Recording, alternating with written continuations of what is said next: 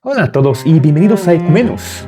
Hoy es el miércoles de ceniza, 18 de febrero del 2026, y creo que vale la pena tomar pues esta fecha dentro del calendario litúrgico, al menos del lado católico romano, para poder hablar de este tema, de lo que es el inicio de la cuaresma como tal.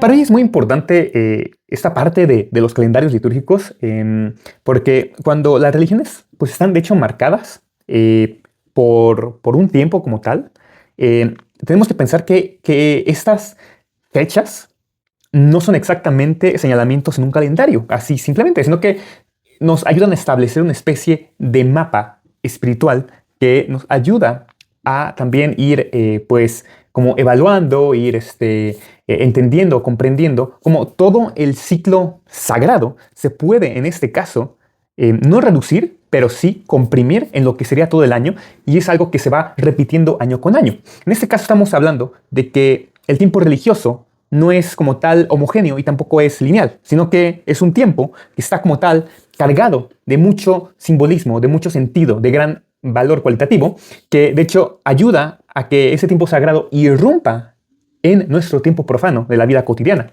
Porque de esta forma, estos calendarios permiten o nos permiten a los humanos, a nosotros, recordarnos que la vida no se reduce a la sucesión mecánica de días o de noches, sino que nos recuerdan que lo sagrado siempre existe en nuestro tiempo y se repite, es algo cíclico, ¿no? Al menos en lo que hablamos del catolicismo romano o el catolicismo ortodoxo, pues sí se manejan mucho por esos calendarios litúrgicos que a mi parecer se me hacen muy importantes, por lo que ya comenté, y pues generalmente se inicia el calendario litúrgico con lo que sería la Navidad, porque sería como con el inicio de Cristo y va pues avanzando, ¿no? A lo largo del año. Y en todo esto, pues tenemos lo que es el miércoles de ceniza y la cuaresma, que pertenecen a una parte o sea, si tenemos la Navidad, que es algo como muy importante, pues esta parte también tiene un gran valor teológico, un gran valor simbólico, porque estos tiempos no deben atravesarse simplemente como fechas en las que conmemoramos, ¿no? O sea, a fin de cuentas, nosotros los humanos estamos acostumbrados a celebrar esas fechas. Por ejemplo, celebramos nuestros cumpleaños, los años nuevos, la conmemoración de alguna independencia, de alguna batalla, de alguna...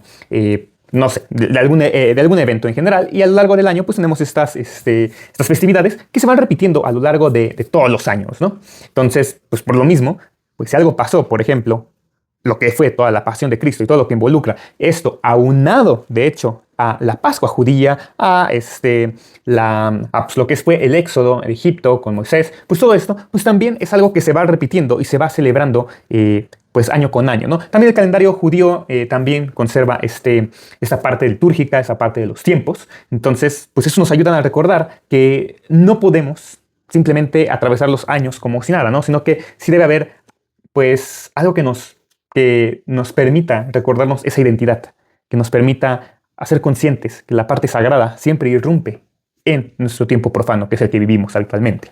Y para eso, pues quiero hablar de Mircea Eliade, ¿no? Para mí uno de los grandes historiadores de las religiones a nivel de todos los tiempos. Él vivió en el siglo XX y nos enseñó que el ser humano es religioso por naturaleza. Por eso él nos habla de un ser llamado el Homo religiosus.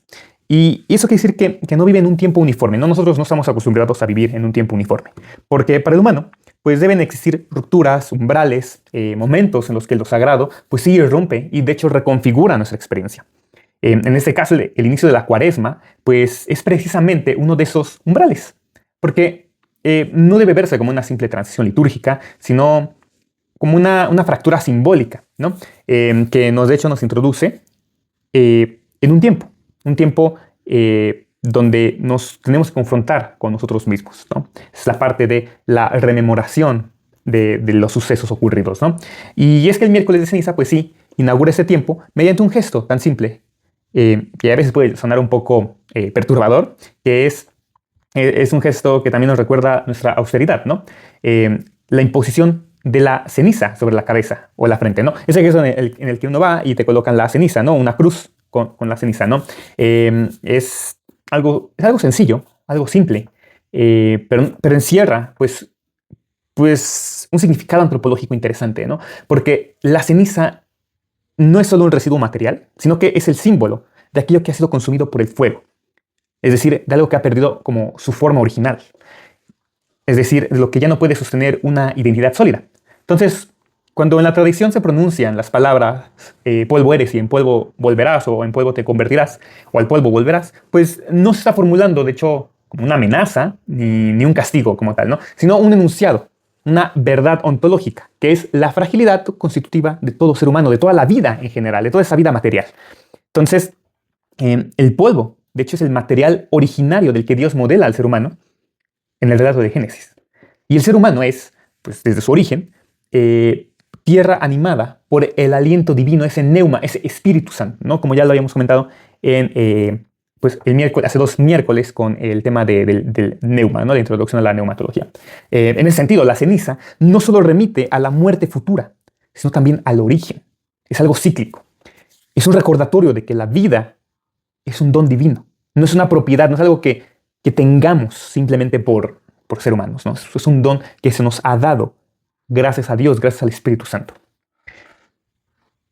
Pero también tenemos que recordar que este simbolismo no nace exactamente en el cristianismo, porque de hecho sus raíces también se hunden mucho en la tradición judía, donde las cenizas, el ayuno, el vestido, eran signos visibles de duelo, arrepentimiento y también de conversión. Estos gestos no eran espectáculos externos, sino expresiones corporales de un movimiento interior.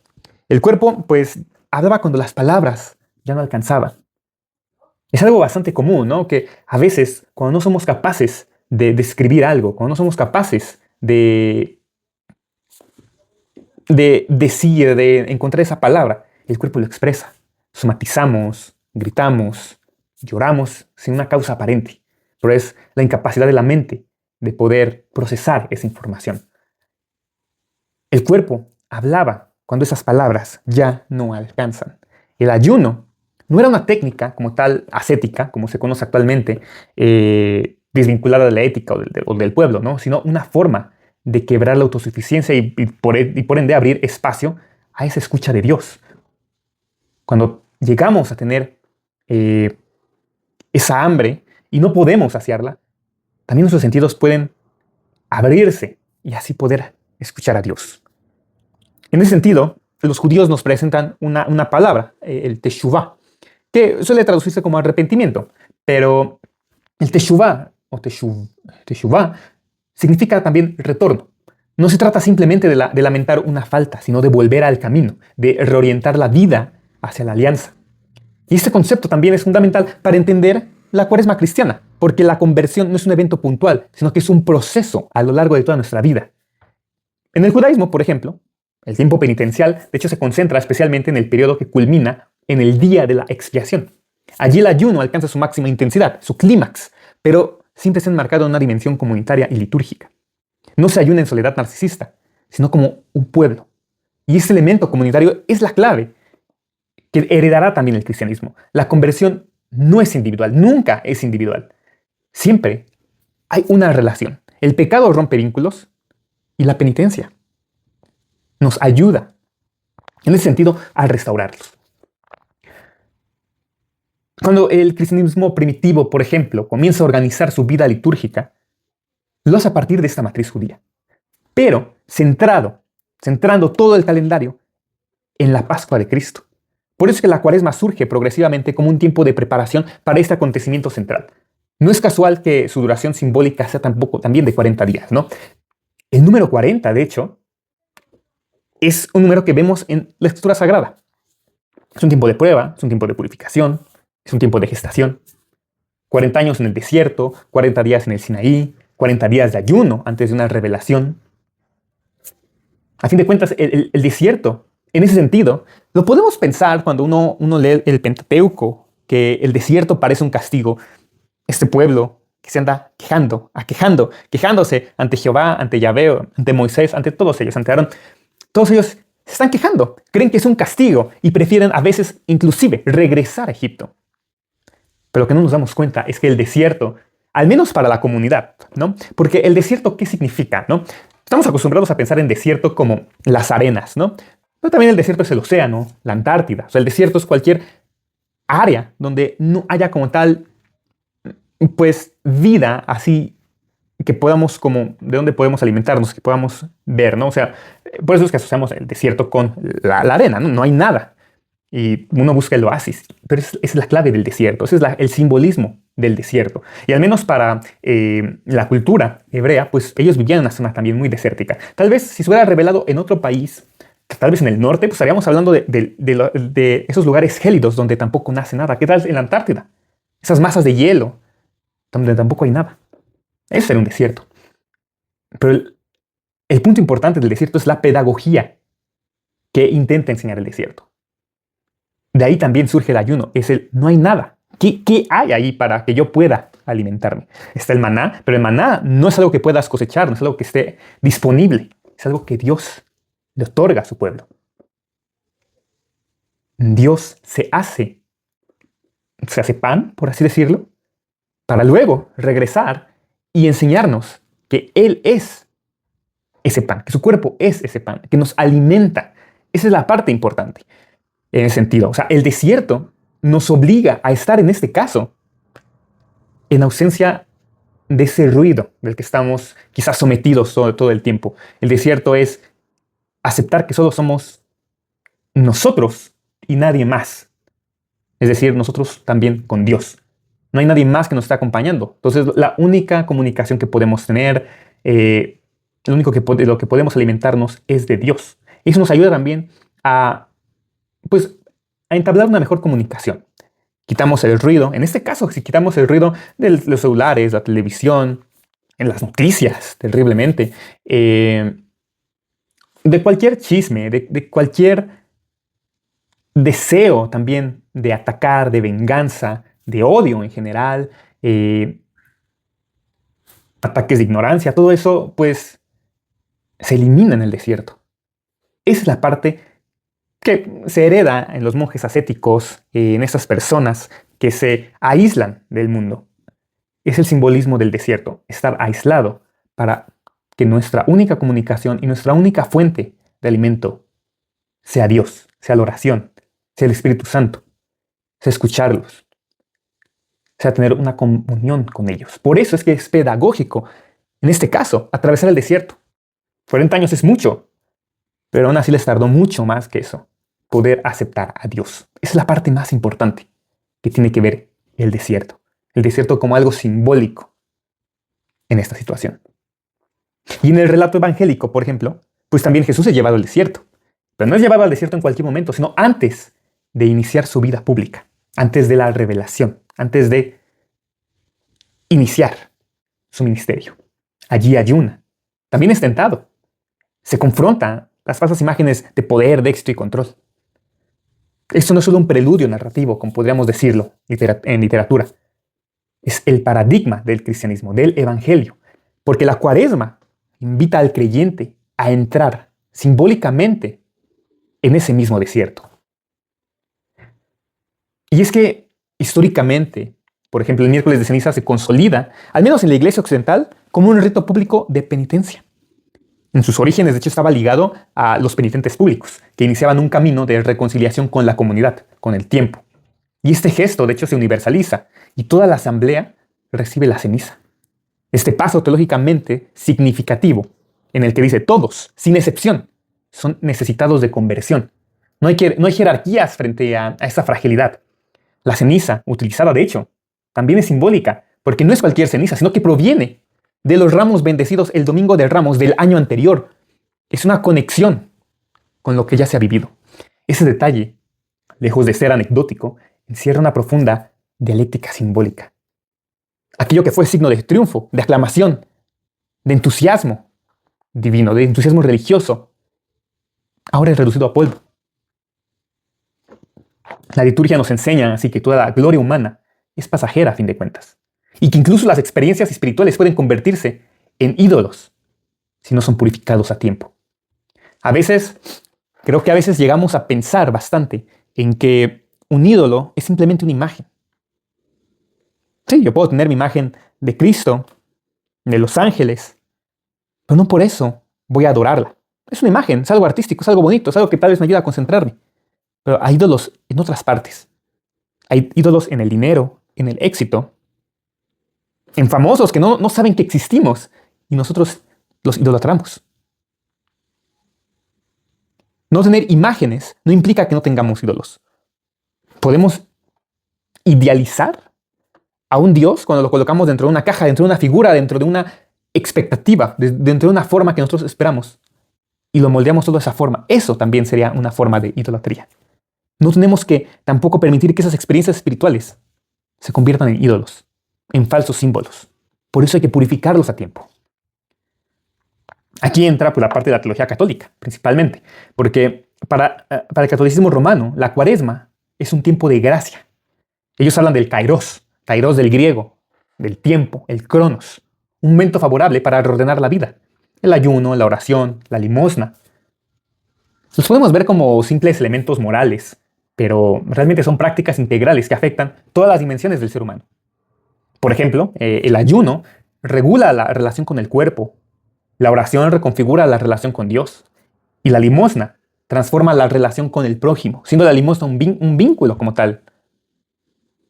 La tradición católica ortodoxa, por ejemplo, comparte el núcleo de esta comprensión, pero lo expresa también con un lenguaje distinto.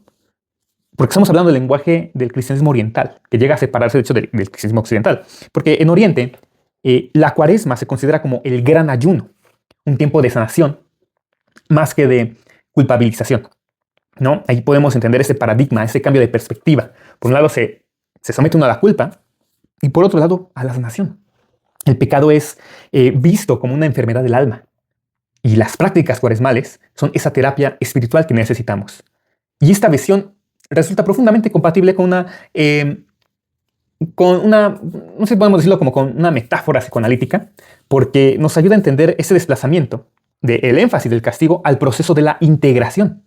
Es algo bastante interesante, porque generalmente estamos siempre escindidos, estamos peleados, tenemos imágenes de objetos parciales, de bueno y malo, sin los matices, sin entender que la vida es una integración, de una comunicación de vínculos. Por eso también en la espiritualidad ortodoxa, el ayuno, de hecho, es inseparable de la oración. No se ayuna para sufrir, sino para silenciar las pasiones desordenadas y abrir espacio entonces a ese encuentro interior con Dios. El cuerpo no debe ser negado, tiene que ser educado y por lo tanto reeducado constantemente. Y conforme va avanzando la cristiandad y entramos a la reforma del siglo XVI, pues también hay reforma en la concepción, en el simbolismo, porque en el protestantismo cambió la manera en que las personas se perciben ante Dios, ante la ley y de hecho ante su propia conciencia. Y ese cambio de hecho tuvo consecuencias profundas en la manera de entender el tiempo litúrgico, la penitencia y los ritos. Tenemos que recordar que Martín Lutero pues, fue un monje, ¿no? O sea, sí perteneció a la Iglesia Católica Romana, sí fue un teólogo del catolicismo. Era, de hecho, parte de la orden agustina, es decir, un monje agustino. Y, por ende, de hecho, conocía profundamente la espiritualidad penitencial medieval. Y su crítica, de hecho, no se dirigía al arrepentimiento en sí, sino a su instrumentalización. Porque Lutero pensaba que el riesgo era que el rito reemplazara a la fe, es decir, que la práctica externa silenciara la conversión interior. Y por eso también en sus tesis iniciales, Lutero afirma que toda la vida del creyente debe ser penitencia. Y no porque esté marcada por la culpa permanente, sino porque está siempre abierta a la transformación. Es decir, que desde esta perspectiva, la cuaresma deja de ser un tiempo delimitado y de hecho se convierte en una actitud existencial. Sin embargo, esta aparente abolición también del tiempo penitencial, pues no elimina la estructura simbólica que lo sustenta, más bien la interioriza. Por eso es que el cristiano protestante asume sobre sí una responsabilidad radical ante Dios, sin la mediación sacramental entendida en el sentido católico, ¿no? Es decir, que podemos pensar aquí que se produce un desplazamiento del lugar de la ley, porque ya no se experimenta como una norma externa, sino como una exigencia interiorizada de la conciencia. Y esto, de hecho, puede generar una especie de libertad profunda, pero a cambio de una intensa angustia. Porque ahora el creyente podría decirse que queda solo él, frente a su fe. Pero ese solo él es una soledad que de hecho incluso termina cuestionando la fe porque puede alejarse de Dios. Y en las tradiciones reformadas, posteriores de hecho, y hablamos mucho del anglicanismo, ¿no? Y algunos sectores luteranos, esas iglesias quedaban como en un punto medio entre el protestantismo y el catolicismo romano en cuanto a su liturgia, en cuanto a sus tradiciones. Ellos conservan todavía un tiempo pedagógico, pero también despojado de cualquier idea de mérito, ¿no? Se ayuna, sí, se ora, se medita, pero no buscando un favor divino, sino para predisponerse, de hecho, a recibir al Espíritu Santo, la iluminación divina, recibir esa gracia de Dios. Y creo que esa distinción también es muy importante de señalar, porque la práctica no produce la gracia. La práctica nos prepara para recibirla. La gracia precede y sostiene la práctica. Eso es algo también muy importante.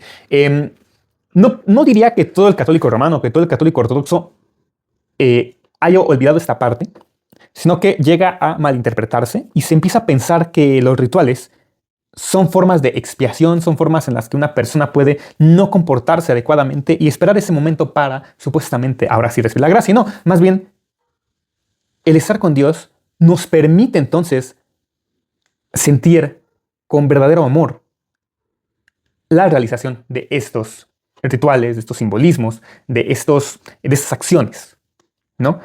Para que así, entonces, sí estemos predispuestos a recibir la gracia de Dios. Es algo muy importante, ¿no? que tenemos que entender. Y como tal, pues el trabajo interno del creyente, el trabajo interno de esas personas no crea al creyente, pero puede permitirle reconocer aquello que ya tiene, que tiene que emerger, que tiene que aceptar a Dios en ese sentido. Y en el mundo evangélico contemporáneo, creo que se ve más en las expresiones pentecostales carismáticas, ¿no? Porque aquí la cuaresma suele ser rechazada como una tradición no bíblica. Pero esta negación también convive con una intensa valorización del ayuno, ¿no? De los tiempos de oración prolongada, de las vigilias, de los retiros espirituales. O sea, quizás niegan la cuaresma como algo no bíblico, pero mantienen todos los elementos que la componen. Entonces, es algo extraño, ¿no? Es algo que a veces no me cuadra, especialmente, y hablo mucho más de esos líderes carismáticos del pentecostalismo, que son un poco más radicales en este sentido. Porque a fin de cuentas están cambiando el lenguaje, la interpretación que se les está dando, pero como digo, los símbolos son los mismos, es decir, que la estructura permanece. Entonces, pues a fin de cuentas también ejecutan este tipo de elementos, quizás no en el tiempo litúrgico, porque tampoco ellos siguen una especie de liturgia o calendario litúrgico, ¿no? Y creo que los neopentecostales creo que aún son más radicales en este sentido, ¿no? Pero bueno, a fin de cuentas, nosotros como humanos necesitamos marcar también el tiempo, ¿no? Necesitamos a veces ritualizar la espera. Y no solamente en el ámbito bíblico, sagrado, divino, a veces también en todo lo que involucra nuestra vida. Tenemos calendarios para muchas cosas, las agendas también son esos elementos que nos permiten, que nos dan esa sensación falsa, hasta cierto punto, de control, de hecho. A veces necesitamos atravesar, al menos en el sentido divino, de la gracia, pues procesos de vaciamiento para abrirnos a lo nuevo. Por eso es que es cíclico ese calendario, porque nos permite en ese sentido. Quizás vamos bien, tenemos un poco mal, ¿cómo nos recomponemos? Hay que vaciarnos de nuevo y volver a empezar. Dios, Cristo, nos dice que podemos volver siempre a empezar. Es algo muy importante, siempre y cuando estemos con nuestro corazón, con nuestro espíritu dispuesto a recibir a Dios. Y pues todo esto pues, nos lleva a esa pregunta. ¿Qué implica todo esto en nuestra vida cotidiana, en nuestra vida pues, profana, por así decirlo? Porque vivir la cuaresma hoy no significa reproducir mecánicamente prácticas del pasado, sino que tenemos que comprender su lógica profunda y traducirla al presente. Prepararse para la cuaresma es un acto de honestidad, más bien. Tenemos que detenernos, preguntarnos qué aspectos de nuestras vidas se han vuelto automatizados, qué hábitos nos gobiernan sin que seamos conscientes, o qué relaciones necesitan ser sanadas. Si lo pensamos desde la tradición judía, pues aprendemos que la conversión es un retorno. Para el catolicismo romano, que el cuerpo es un aliado del espíritu, no está dividido. Desde la ortodoxia, la sanación es un proceso de paciencia. Para el protestantismo, la fe no puede ser reemplazada por el rito. Y para el evangelismo, pues que la experiencia viva de Dios no puede ser sofocada por la rutina. Y nos tenemos que pensar que esas perspectivas o doctrinas se excluyen, sino que convergen y se iluminan mutuamente, porque podemos aprender de todas ellas. No, no significa excluir completamente los rituales, no significa ayunar solo por ayunar, no. Todo tiene un significado en nuestras vidas. Y los vamos a interpretar también a cómo también nos sentamos más cómodos o más receptivos ante Dios también. Por eso, vivir la cuaresma en general, pues puede llegar a implicar el ayuno de alimentos. Pero también implica ayunar en cuanto a palabras vacías. Ayunar ante los estímulos excesivos, ante el consumo compulsivo.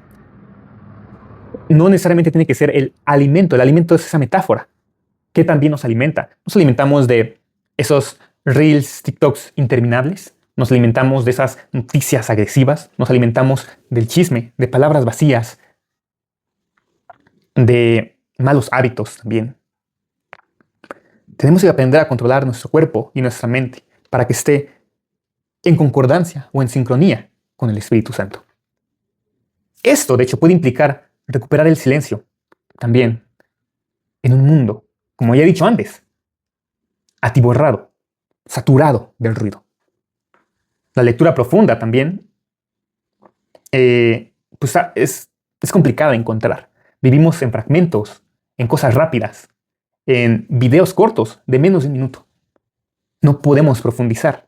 Y es aquí un punto importante en el que podemos entonces darnos ese tiempo de no solo leer 5 o 10 minutos, darnos la oportunidad de poder leer 30 minutos.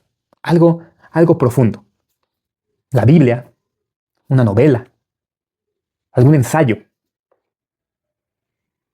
La presencia real en una época de distracciones constantes.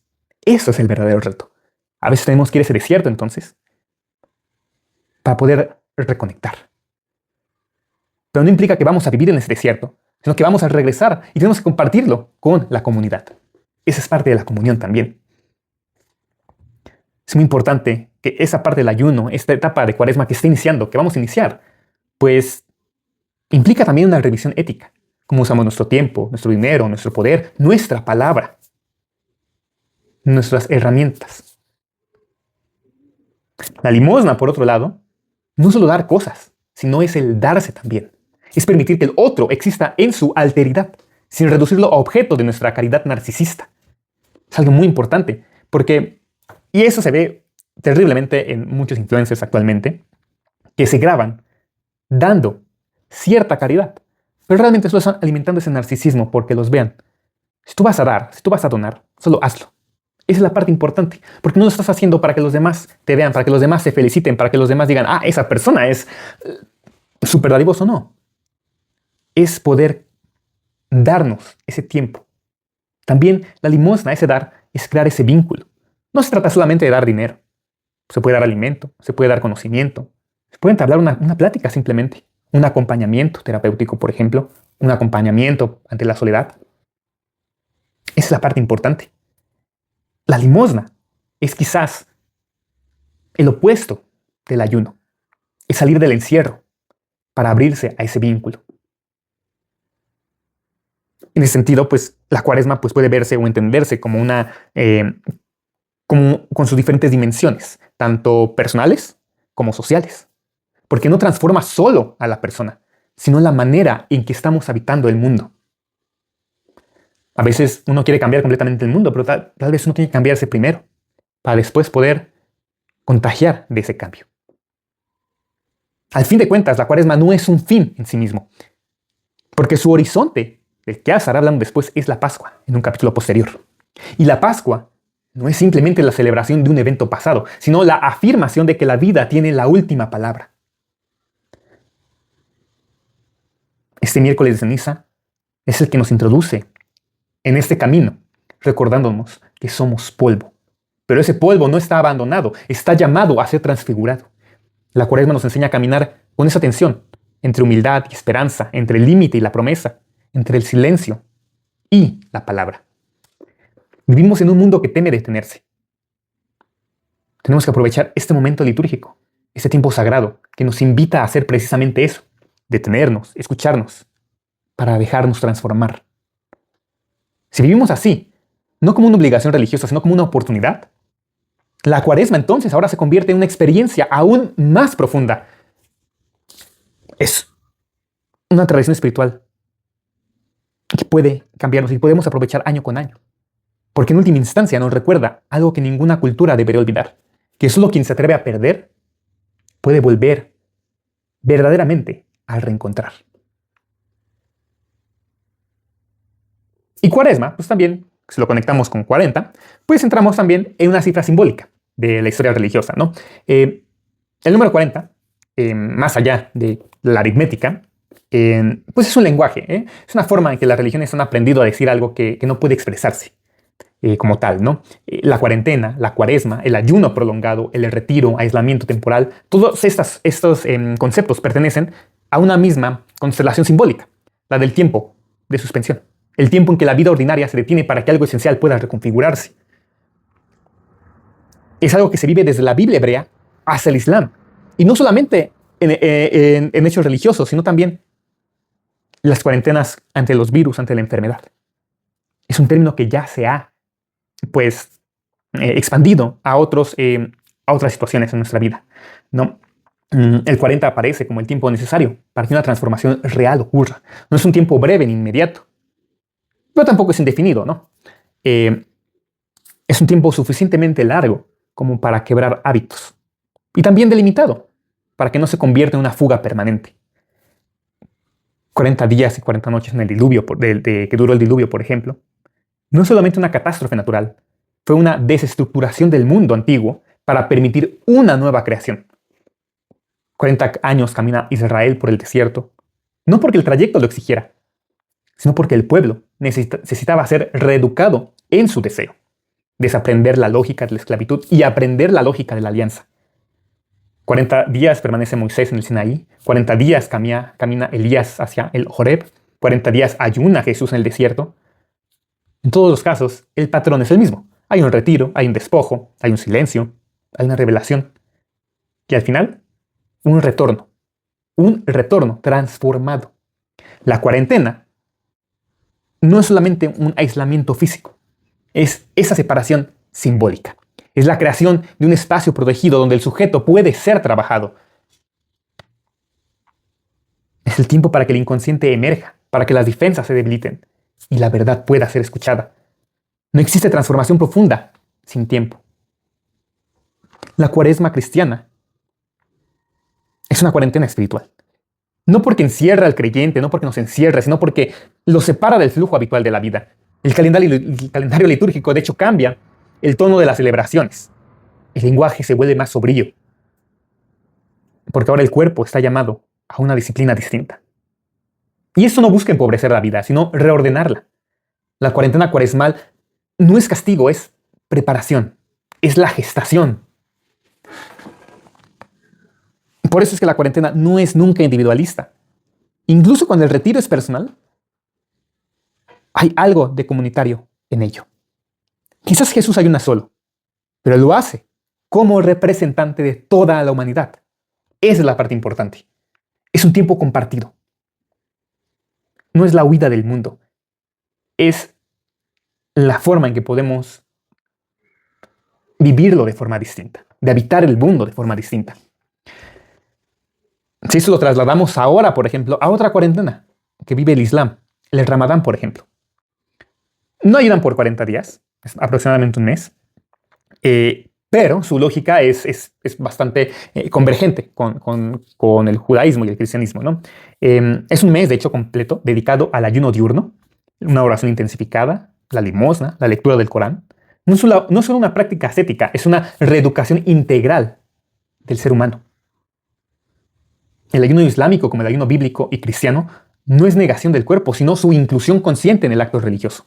Por eso el ayuno del Ramadán tiene una finalidad clara: desarrollar la conciencia de Dios. No solo dejar de comer y beber, sino aprender a controlar la palabra, la mirada, el deseo, la intención, los impulsos. El verdadero ayuno no termina en el estómago, sino cuando llega a alcanzar el corazón y, por ende, la conducta. Por eso es importante notar que tanto en el Ramadán como en la Cuaresma el ayuno no es permanente. Tiene un comienzo y tiene un final. Y eso es fundamental, porque el objetivo no es negar la vida, sino aprender a reconciliarnos a través de la reestructuración de la conducta, para reconciliarnos con la vida misma, con nosotros mismos, con Dios mismo al final de cuentas. El Ramadán, por ejemplo, culmina con las fiestas del Eid al-Fitr. Se rompe el ayuno y se come bastante, se come bien, por así decirlo. Y la Cuaresma, por ejemplo, culmina en la Pascua. Ambas celebraciones, de hecho, afirman que el ayuno está al servicio de la vida y no al revés. La fiesta después del ayuno no es un exceso culpable, es la confirmación de que la disciplina ha cumplido su función. Esa es la parte más importante. No se sufre el ayuno para llegar a esa fiesta. Se va reconfigurando el cuerpo y la mente para poder disfrutar sin culpa esa fiesta. Por eso es que la cuarentena protege el proceso. Toda transformación necesita un tiempo de resguardo. Por ejemplo, el Ramadán crea un espacio espiritual donde la vida puede ser también, pues, reinterpretada, ¿no? El ser humano no vive solo de lo que consume, sino también de lo que significa. Eso es algo para mí muy importante, porque generalmente acostumbramos a asociar el ayuno con el alimento literal, ¿no? Cuando realmente hay muchas formas de alimentarnos, cómo se alimenta nuestra mente, nuestros oídos, cómo alimentamos a los demás que están con nosotros, cómo hablamos frente a ellos, cómo educamos una forma de alimentar al niño. En el psicoanálisis, pues también, cómo el bebé es alimentado a través del pecho. Y esas personas buscan esos pechos en diferentes partes. El psicoanalista que se convierte en ese pecho bueno o malo. Cómo todo esto se va reestructurando. Es el alimento simbólico. Es la parte más importante. Estamos sedientos, hambrientos. Y por eso también es complicado ayunar en esas fechas. El mundo actual parece que teme al vacío. Por esas tradiciones nos recuerdan que el vacío es muy importante. Tenemos que vaciarnos para dejar que vuelva a crecer, a fertilizar nuestro espíritu. Por eso, como he repetido, no es un aislamiento nada más. Es la gestación de todo. Es ese útero simbólico, por así decirlo, que nos permite que nazca Cristo en nosotros una vez más. Quien se atreve a detenerse, quien acepta atravesar el desierto del deseo, regresa al mundo con una mirada más clara, un corazón más libre y al final, por ende, una vida más consciente. ¿Y cuando hemos vivido una cuarentena real de aislamiento? Parece que fue apenas ayer y fue ya hace 5 años. Cuando fuimos arrojados, encerrados en nuestras casas a partir del 2020, muchos pensaron que se trataba únicamente de un fenómeno médico, logístico, conspirativo, político. Pero la experiencia del COVID-19 reactivó de manera inesperada y a menudo inconsciente uno de esos arquetipos más antiguos de la humanidad. El arquetipo del retiro forzado, del aislamiento purificador, de la cuarentena como espacio de transformación o en algunos casos, lamentablemente, de crisis, de limitación, de impotencia. La palabra cuarentena, que reapareció con una fuerza inédita en el discurso cotidiano, no es nueva, porque su origen está ligado a las prácticas religiosas y sanitarias medievales y mucho más antiguas. Durante siglos, cuando una comunidad enfrentaba una amenaza invisible, una peste, por ejemplo, la peste negra, una contaminación, un mal incomprensible, una enfermedad nueva, la respuesta no era solo, no era cómo abordarla técnicamente, sino el simbolismo de separar, detener y esperar. La cuarentena era una pausa impuesta a la vida ordinaria para proteger al cuerpo social, pero también, aunque no siempre conscientemente, para interrogar el sentido de la vida. Y por eso quiero volver a retomar a Mircea Eliade, porque nos habla bastante de este simbolismo, ¿no? De las religiones comparadas, un tema que también me encanta, ¿no? La cuaresma, pues, no debe entenderse como un tiempo litúrgico tampoco meramente cristiano, sino como la reactualización histórica y simbólica del arquetipo religioso universal. Esto que atraviesa todas las culturas. En ese sentido, recomiendo de Mircea Eliade el libro Nacimiento y Renacimiento, del cual habla bastante de estos temas también. Nos habla que todo este simbolismo, este arquetipo, entre mitos y religiones, pues es algo que se vive desde el origen de la humanidad, ¿no? Y esto no debe ser como algo peyorativo, no debe entenderse como algo que diluya el simbolismo y la tradición cristiana, ¿no? Sino que nos ayuda a entenderlo al mostrar cómo el cristianismo pues, asume esa tradición para purificar y reconfigurar las estructuras inscritas en la experiencia humana de lo sagrado. Y para eso, obviamente, también recomiendo ampliamente el libro de Lo Sagrado y lo Profano, también de Mircea Eliade, del cual tomo bastante inspiración para comprender, hacer esta pues, reinterpretación también bíblica y histórica de la humanidad, ¿no? Porque en ese sentido, Eliade, de hecho, entendía la religión como la irrupción de lo sagrado en el tiempo profano, como dije al principio del video, del podcast, del capítulo. Allí donde el hombre religioso no se conforma con esta linealidad homogénea del tiempo cotidiano, pues surgen ritos, calendarios, prácticas que rompen esa monotonía y permiten entonces el acceso a un tiempo pues cualitativamente distinto, ¿no? La cuaresma, desde esta perspectiva, no es solamente un periodo de preparación moral o ascética, sino que es un movimiento regresivo y por lo tanto regenerador, ¿no? Es decir, que es un retorno controlado a lo esencial. Por eso, él describe este movimiento como una regresión ritual al caos primordial. Y no en el sentido destructivo, ¿no? Como el diluvio que destruyó para recrear, no, sino en un sentido ahora creativo. Dios nos prometió que ya no iba a haber una destrucción de la humanidad. Entonces, ¿cómo podemos reconstruirla si no podemos destruirla? Pues con estos elementos simbólicos, con esos rituales de transformación que nos permiten año con año acercarnos a Dios, acercarnos a aceptar y recibir al Espíritu Santo. El caos no es un mal absoluto en ese sentido. Es el estado indiferenciado previo a la creación. Es volver simbólicamente a Él para que algo nuevo pueda emerger. Esa es la parte importante. Y por eso es que el miércoles de ceniza inaugura este proceso con un gesto muy importante. Y hay que tomarlo, hay que recordarlo. La ceniza remite a la disolución, a la caducidad del cuerpo, a nuestra fragilidad como humanos. Y por eso no es casual que gestos similares aparezcan en múltiples culturas como signos de duelo, de penitencia o de preparación iniciática. Todos estos gestos introducen al sujeto en un nuevo régimen de la realidad. Al recibir esta ceniza, el creyente no solo recuerda que es mortal, sino que entra en el ritual y la experiencia de esa existencia en un tiempo ahora pedagógico, que nos prepara para no solamente la pérdida, sino también para la renovación. Y esta pedagogía se despliega a lo largo en el cristianismo de la Cuaresma, mediante estas técnicas de las cuales se mencionan como sacralización, ¿no? Técnicas de sacralización del cuerpo. Ya estaré hablando también en ese sentido en capítulos posteriores de Ecumenos de la teosis. ¿Ya? Estaremos hablando de la Pascua, de la teosis, de la Santa Cena y la Eucaristía, el bautismo. Pero ahorita vamos a enfocarnos en el ayuno, ¿no? La abstinencia. No solamente abstinencia y negar todo, es aprender a ser moderados. La oración, la forma en que podemos hablar con Dios. Es una forma de reescribirnos en este marco simbólico, de poder rentablar comunicación. En muchas comunidades arcaicas, de hecho, el cuerpo es el primer lugar donde se manifiesta lo sagrado. Y su disciplina no busca esa aniquilación, sino la transformación, porque entonces el cuerpo se convierte en templo de Dios. Y es algo que tenemos que tomar en cuenta. Y también nosotros tenemos que estar presentes. Cristo habita en nosotros. Por ende, nuestro cuerpo es templo divino. Por ende, tenemos que cuidarlo, ser moderados.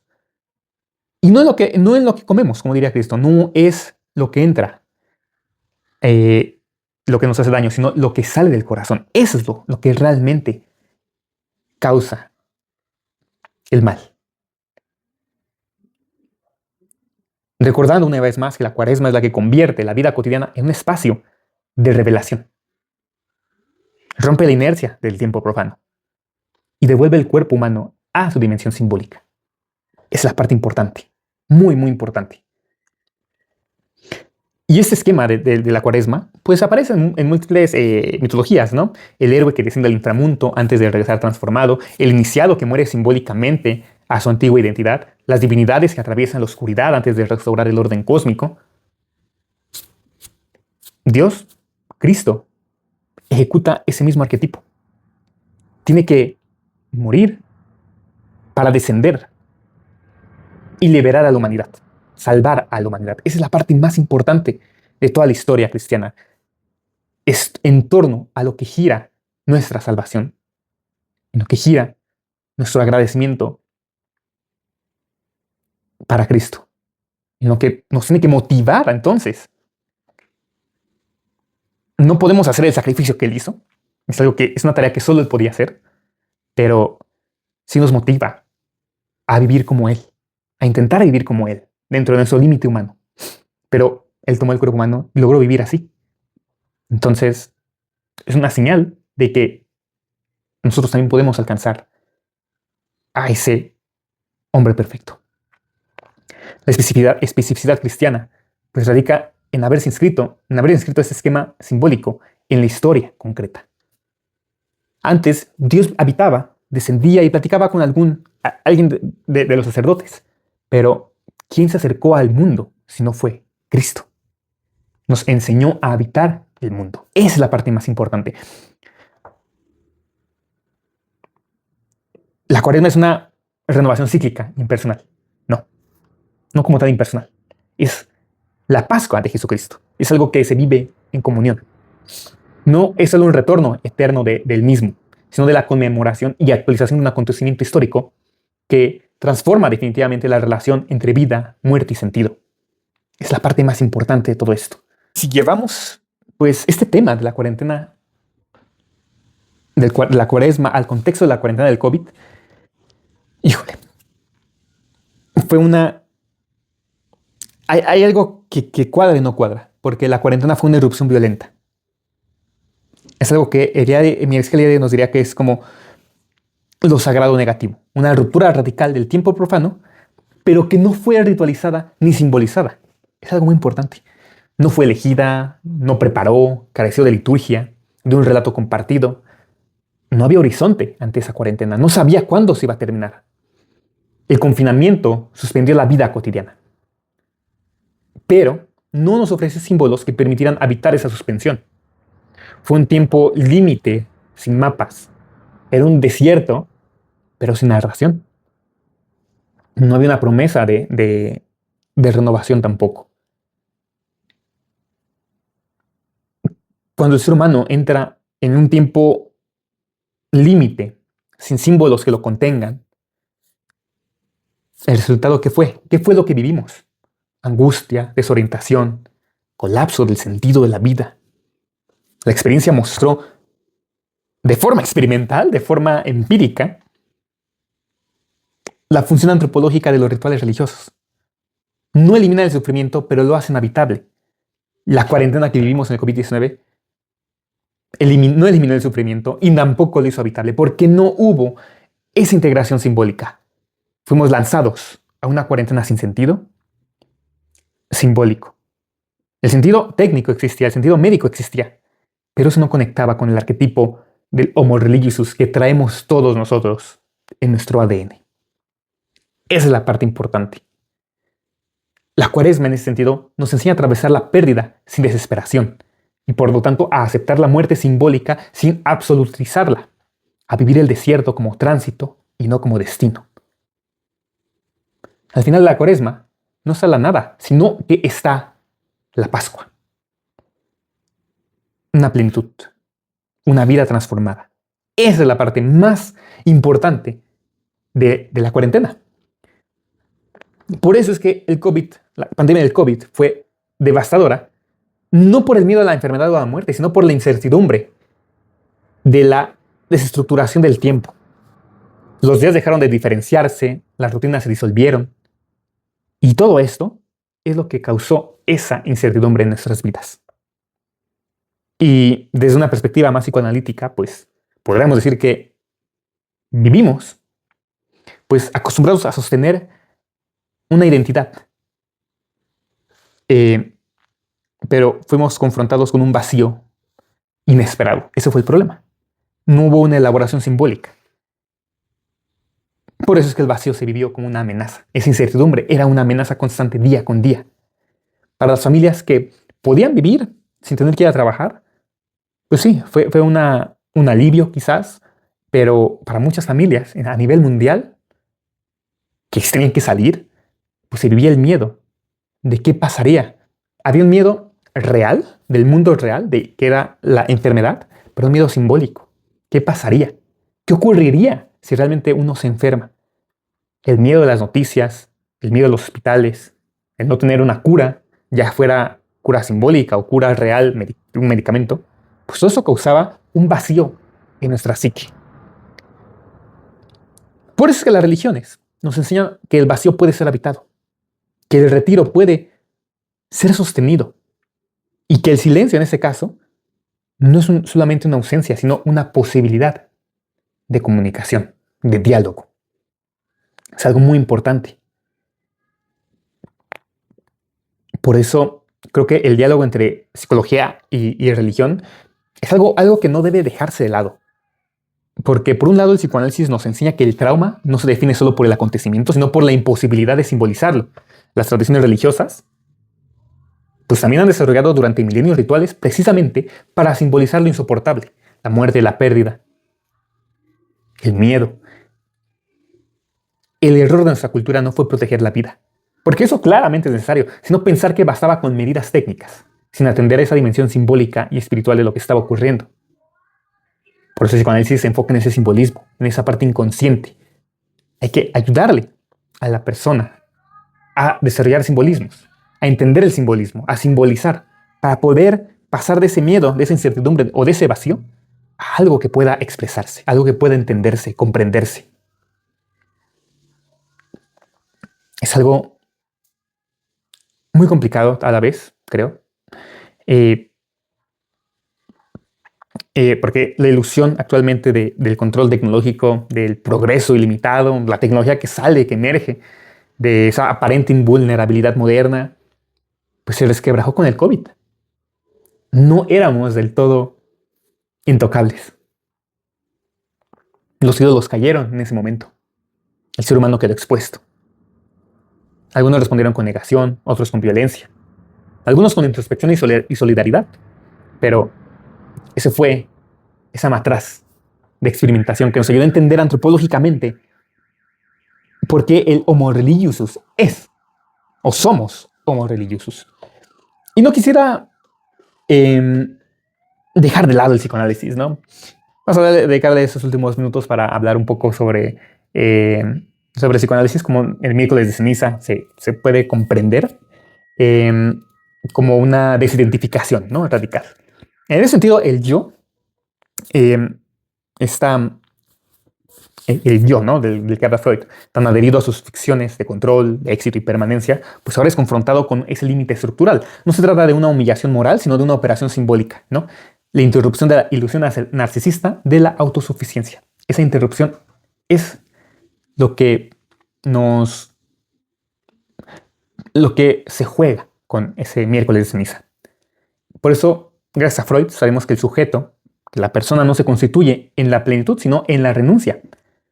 No somos seres completos que luego pierden algo. Somos, desde el origen, seres atravesados por una carencia estructural. Y eso es algo que se vive a lo largo del psicoanálisis, ¿no? Entre Freud y Lacan es algo que es muy explícito. Somos personas que estamos castradas, en el sentido en que nos hace falta algo. Ese algo. El malestar en la cultura, el malestar contemporáneo, no proviene de la falta, sino de esa negación sistemática de decir que no nos hace falta nada. Pero inconscientemente esa falta está ahí. Por eso es que vivimos en una cultura que promete satisfacción inmediata, goce y felicidad permanente. Y por eso la cuaresma aparece como este gesto contracultural, porque no propone eliminar la falta, no propone darnos algo que nunca vamos a perder, sino aprender a habitar con la falta. Y retomando el concepto de Teshuvah, pues entendida no como culpa, sino como retorno, pues puede pensarse también pues como esa reinscripción del sujeto en el orden simbólico, el retorno al mundo simbólico. No se retorna a un estado previo de pureza, sino a la aceptación de la falta como condición de deseo. Y esto se aleja obviamente de la moralización. La falta no es un defecto ético, sino el lugar desde donde el deseo puede hacerse posible. El desierto pues ahora se comprende como ese espacio psíquico donde caen las defensas del yo. El desierto es ese consultorio terapéutico donde podemos ir a hablar, donde podemos expresarnos, donde podemos buscar esas palabras que no tenemos, donde podemos aprender a simbolizar. La decisión, la negación, el consumo compulsivo, esos mecanismos de evitación ante la falta, pues dejan de operar.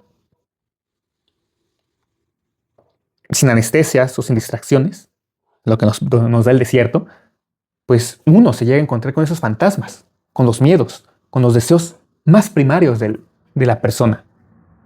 Por eso es que la cuaresma no debe ser cómoda como tal, porque es esa contra-revolución cultural. Es contracultural lo que vivimos. No busca que la cuaresma nos tranquilice. El objetivo es que nos revele. Y esta revelación no tiene como fin una culpa paralizante, sino una verdad que posibilita o que busca esa posibilidad de integración. Eso es algo muy importante. El ayuno también no es la negación del cuerpo ni un castigo del deseo. Es una interrupción del circuito del goce. Y Freud ya señalaba que la cultura se funda en la renuncia pulsional. Melanie Klein mostró que solo atravesando la pérdida puede emerger una relación más madura con el objeto. Y los posclenianos también insistieron en la necesidad de tolerar la frustración y la espera para que algo nuevo pueda pensarse. Principalmente esto lo dice Wilfred Bion, de lo cual ya he hablado sobre la falta, sobre la frustración en la órbita de las letras, por si pueden darse pues una vuelta por esos videos para que puedan escuchar más sobre este tema, ¿no? Al fin de cuentas, lo importante es aprender a vivir con la frustración, aprender a vivir con la falta, porque eso nos ayudará entonces a poder procesar nuestros pensamientos, a poder pensar. Y por eso ayunar no es suprimir el deseo, sino aprender a escucharlo, aprender a entender qué es lo que está ocurriendo. Cuando la satisfacción inmediata se suspende, es cuando surge la pregunta: ¿qué intento llenar? ¿O a qué vacío estoy huyendo? ¿Qué deseos oculta detrás de la compulsión? Y retomando el concepto de kairos, del tiempo, pues es algo fundamental porque la cuaresma introduce un tiempo, no productivo ni utilitario, un tiempo de espera, algo que no concuerda con la vida cotidiana, en el que buscan que seamos útiles, que seamos productivos todo el tiempo, que nuestro hobby lo moneticemos, que moneticemos todo. No, hay que detenernos, respirar y esperar. Porque allí donde hay espera, hay deseo. Las prácticas como el ayuno, del Ramadán, de la Cuaresma, cumplen una función. Reeducan el circuito del deseo desplazándolo del consumo hacia la relación, de la descarga a la simbolización. Y hay algo muy interesante en el miércoles, en la Cuaresma, ¿no? Que a partir de la Cuaresma, los viernes no se consume carne roja, al menos desde la perspectiva del catolicismo romano, del cristianismo católico. Y para esto, pues vale la pena también retomar un poco a Karl Abraham, un discípulo de Freud. Él profundizó en las fases tempranas de la libido, la prohibición de la carne, pues adquiere ahora matices también más específicos. En ese caso, Karl Abraham profundiza en las fases orales canibalísticas y sádico-orales del desarrollo libidinal, donde el acto de comer se halla estrechamente ligado a la agresión, a la incorporación del objeto y al deseo del dominio, de la carne en tanto cuerpo animal, como un sustituto simbólico del objeto primario, que originalmente fue amado y odiado, ¿no? Simultáneamente. Entonces, comer la carne implica, en la fantasía, destruir e incorporar al objeto. Y la abstinencia cuaresmal, pues, la podemos interpretar como una suspensión ritualizada de esta agresividad primitiva al renunciar a la carne. Porque así nosotros como personas, pues podemos modular los impulsos destructivos y someternos a una elaboración simbólica, ¿no? Em, por eso, Abraham sostiene que muchas formaciones culturales y religiosas funcionan como defensas colectivas frente a las ansiedades arcaicas de pérdida, destrucción y culpa. Y en ese sentido, la cuaresma operaría entonces como una regresión controlada a conflictos orales tempranos, donde la privación reactiva angustias infantiles, pero al mismo tiempo permite su tramitación mediante el marco simbólico de la religión. Y la ceniza finalmente opera como un significante privilegiado, porque inscrita sobre el cuerpo, introduce una verdad que el discurso contemporáneo tiende a reprimir, que es la mortalidad. Todos en algún momento de nuestras vidas quizás hemos pasado por el temor a la muerte o el temor a la muerte de un ser amado. Es algo que reprimimos. Es la naturaleza, pero no por reprimirlo no lo tenemos siempre presente, sino que siempre está presente. Y es lo que también impulsa el instinto de supervivencia, ¿no? Entonces aquí, pues Freud también pues, hace el reconocimiento de la conciencia de la muerte, que eso intensifica la vida, ¿no? No es una angustia paralizante, sino de una reordenación de prioridades, ¿no? Porque solo cuando la persona acepta su finitud es cuando entonces puede vivir con mayor autenticidad. La cuaresma no es entonces un tiempo de tristeza, sino de lucidez. Aquí también vale la pena retomar un poco a Bushido, la filosofía samurái, el código ético del samurái, pero también la cultura zen y samurái, ¿no? No recuerdo el autor, si era Miyamoto Musashi. También en su libro uno de sus libros, Samurai, pues habla sobre cómo aceptar la muerte, aceptar que somos seres mortales, ayuda en su caso a poder ganar batallas. Al olvidarnos de ese temor a la muerte, podemos entonces vivir mejor, porque ese peso que nos limita desaparece y podemos movernos libremente. Y no solamente la muerte, sino también la frustración. Saber que somos seres que podemos fracasar por nuestra naturaleza imperfecta, que estamos destinados a equivocarnos, pues eso también nos paraliza. ¿Qué mejor que no hacer nada para no fracasar? Claro, eso ya es un fracaso inmediato, ¿no? Aceptar que nos vamos a equivocar es el primer paso para quitarnos ese peso de encima y poder movernos libremente y poder vivir mejor nuestras vidas. Eso es algo muy importante. En ese sentido, el psicoanálisis nos recuerda que toda integración psíquica, de hecho, tiene que pasar por el duelo. El duelo no solamente en el sentido de la muerte, sino de la pérdida. Porque no hay una transformación sin la pérdida. Es algo también muy importante. Cristo no hubiera transformado, no se hubiera salvado, si no hubiera muerto. Ese es el punto más importante en la historia. Por eso, la cuaresma es ese elemento pedagógico para entender la falta. Es una invitación, quizás incómoda, pero necesaria para abandonar las ilusiones de plenitud y abrir un espacio donde el deseo pueda hablar, pueda ser comprendido, pueda ser transformado. Es algo muy importante. La cuarentena no es el límite. Porque cuando este límite se vive como castigo, absurdo, a veces, incomprendido, de hecho es lo que nos destruye. Pero cuando se vive como el umbral, es cuando nos llega a transformar. Porque las religiones, a fin de cuentas, no glorifican el sufrimiento. La terapia no glorifica el sufrimiento. Uno a veces puede sentir que está sufriendo. Pero porque hay dolores que, si son acompañados y por tanto simbolizados, pues nos abren a una vida más consciente, transformada. Hoy, la cuaresma y el ramadán adquieren esa relevancia renovada. Ya no puede ser entendida como una simple tradición del pasado, ¿no? Sino como una escuela de la humanidad, una filosofía para transformarnos. Nos enseñan a detenernos sin desesperar, a ayunar sin odiar el cuerpo, a callar obviamente sin desaparecer y a esperar sin perder la esperanza. Nos enseñan a atravesar las cuarentenas de la vida sin perdernos nosotros mismos. Si algo hemos aprendido es que no toda cuarentena tampoco salva, pero toda transformación auténtica sí necesita un tiempo separado, un tiempo que requiere transformación. La gestación no es inmediata. Y aquí la pregunta queda abierta. ¿Qué hicimos y qué haremos con este tiempo? Ahora que inicia esta cuaresma, ¿qué haremos con este tiempo?